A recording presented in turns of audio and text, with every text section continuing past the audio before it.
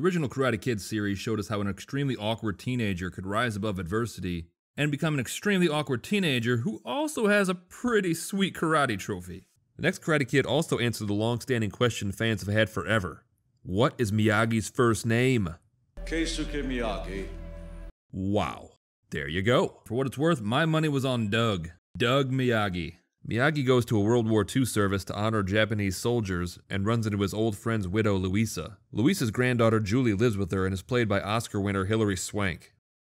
She didn't win an Oscar for this movie. Oh God, no. I mean, can you imagine? The Oscars would lose all credibility. Oh, heavens no. Susan! My name is Julie. My mother's name was Susan. She was killed in a car accident with my father and they're both dead. Are they just meeting for the first time? Louisa is at her wit's end and doesn't know how to help Julie get over the death of her parents. So Miyagi makes a very cryptic and Miyagi-like suggestion. Suggest Louisa's water flowers. Flower in Miyagi garden. Is that like a sex thing? Like, we know what Miyagi's talking about, but Louisa's mind has to be going to some pretty dark places and she might be starting to regret letting Miyagi into her home. So Julie, a troubled teen who is seeking any sort of stability, learns that Louisa, her grandmother, sole provider, and homeowner, is going to leave Boston to go stay at Miyagi's house on the opposite side of the country, while Miyagi, a man she's known for all of 2 minutes, will stay in Louisa's house and take care of Julie. Wait, was this really the most direct way to get Miyagi to train someone? So after a rightfully awkward car ride with this old man that just conned her grandmother out of her own house, Julie goes to school and we get to meet Ned, who's a member of the Alpha Elite. You know, and Ned really makes you miss Johnny Lawrence. Up tomorrow night and take it down to the docks. Dream on. Hey! I mean, hell, I'd take Mike Barnes over Ned. Most girls in this school will fight me. Now you're lucky to get an invitation. Ned is what you would get if Johnny Lawrence and Mike Barnes had a baby, and that baby was only raised learning the Quicksilver method. Also, Ned? Nothing against guys named Ned, but it doesn't really strike fear into my heart. Like, say, someone named Gareth or Julian might. And Michael Ironside plays the lovable guidance counselor Colonel Dugan, whose #1 goal is helping his students.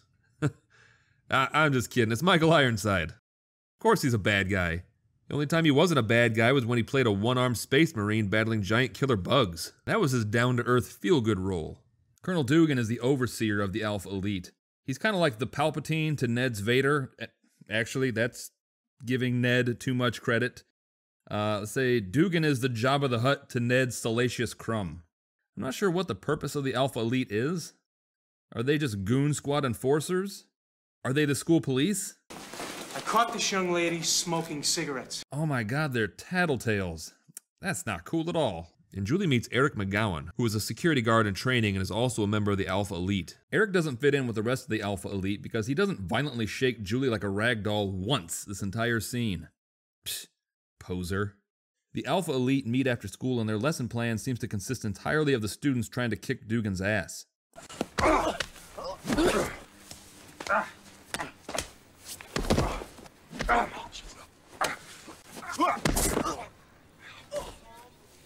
Miyagi intervenes because he doesn't like seeing adults abuse their authority and harm children. And he has seen a lot of kids getting harmed by adults. Well, actually, it was always the same kid, but Miyagi still doesn't like it. Who the hell are you? I wouldn't necessarily be concerned with who he is. I would be mortified that any adult witnessed me beating the shit out of children. So Miyagi's still trying to get to know Julie, and they hit a couple rough patches. Will you just stay out of my life? Stop telling me what to do! Try to teach you something. Teach me? Look at you, you can't even speak English! Whoa, easy now. That's just a couple steps away from telling him to speak American. Julie runs off in a huff and almost gets hit by a car, but manages to jump on the roof of the car through the magic of piss-poor editing. Like, I don't know, I'm in terrible shape, I still think I could do that. She agrees to let Miyagi train her, but Miyagi learns that Julie is nowhere near as easy to manipulate as Daniel was. First, we wax the car. Forget it. I'm not waxing anybody's car. Also, I would love a scene that shows Daniel trying to teach Louisa karate in California and Louisa's just having a miserable time.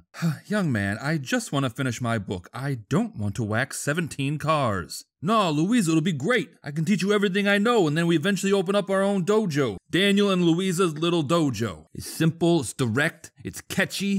Julie sneaks into the school after dark, and we find that she has an injured pet hawk named Angel in a cage on the roof, but she gets caught by Ned and the rest of the Alpha Elite. And so if you're a member of the Alpha Elite, you have to patrol the school after hours for no pay? Why the hell would you want to be in that club? Julie, what's going on? You looking for an education? Surprise. Oh my god, that's why. Given Ned's previous statements, Julie is in tremendous danger right now.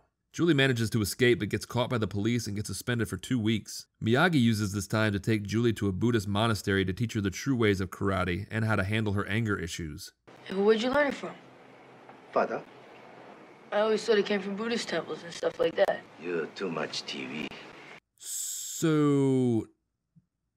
Daniel was right. Just couldn't let him have that one, could you, Miyagi? And on the way, they get accosted by wannabe rapists at a gas station. How many rapists live around here?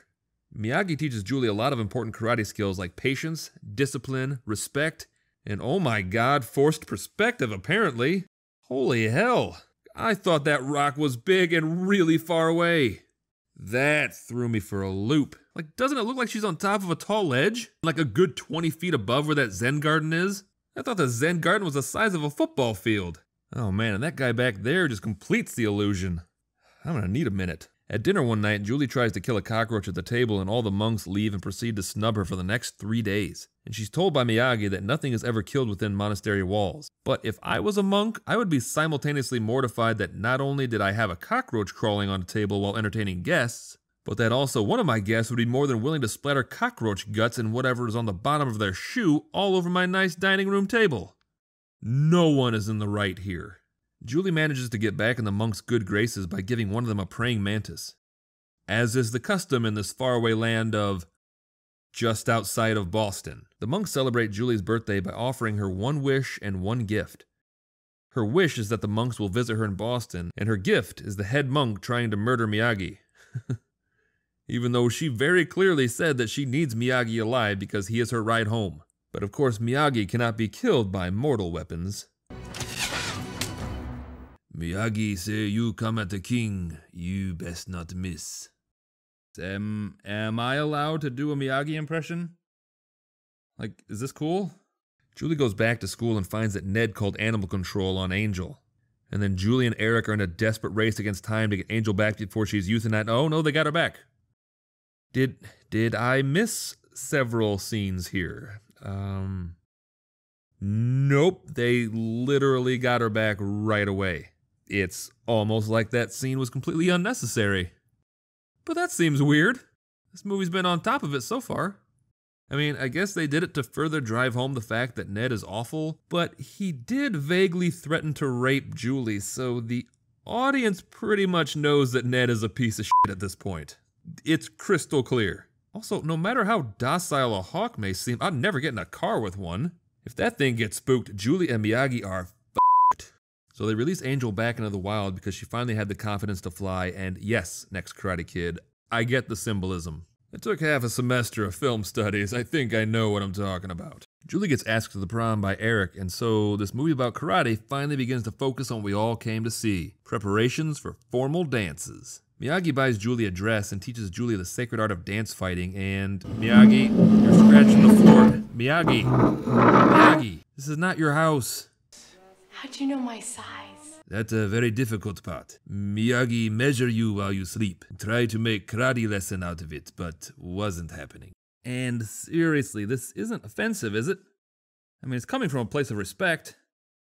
I just don't know. Because, like, broken English is Miyagi's thing. I'm not perpetuating some Asian stereotype or anything. Am I? And then Julie learns the hard way that if you ask a group of monks to come visit you just to be polite, there is a very real chance that they will actually take you up on it. So at the dance, everything is going well until Ned and the Alpha Elite bungee jump into the gym. This is real smart, Ned. I think you broke your buddy's arm here. At least he was brave enough to try it.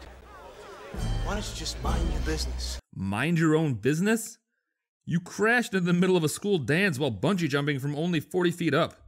We are all in this business. Is Dugan there as an official chaperone for the dance, or is he a teacher who's just hanging out at a dance? Ned follows them home and challenges Eric to a fight at the docks. And Eric drives to the docks without Julie and finds Ned and the rest of the Alpha Elite waiting. Oh, and Dugan is there. I love that in the Karate Kid universe, it's perfectly natural for adults to have blood feuds with children.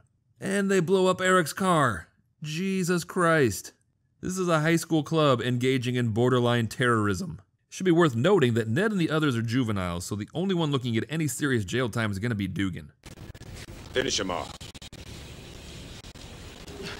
What does that mean? Like murder him?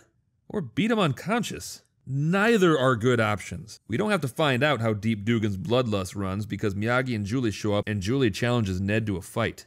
Mr. Miyagi, if I'm ever gonna respect myself, I have to do this. Julie's all right. Now is time. Miyagi goes against all of his previous advice and agrees that Julie has to fight Ned if she's ever going to respect herself. I'm starting to think that Miyagi was less interested in mentoring a wayward child as he was in having a free place to stay for a few weeks. I feel like there was a subplot that they deleted from the final film in which Miyagi's digging in Louisa's basement to locate some Nazi gold that he learned that his buddy had hidden away. That's the only explanation that makes sense. And Ned quickly realizes that women are less easy to subdue without the aid of Rohypnol. Ned grab boob! Ha-ha! Point for Ned. So Ned gets his ass kicked, and then Dugan challenges Miyagi to a fight, thus making the biggest mistake of his life, which is impressive given his lifestyle. And as far as final showdowns go, it's slightly underwhelming.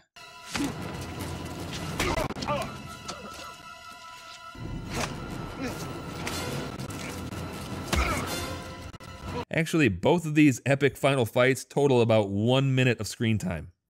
We literally spent more time watching Miyagi pick out a dress. And then Miyagi finishes Dugan off with old man breath.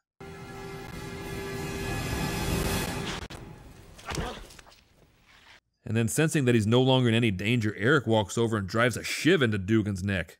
I can't show it on YouTube, but it is horrific. And so that's it. Julie has learned self-confidence and how to let go. And Ned learned that he sucks.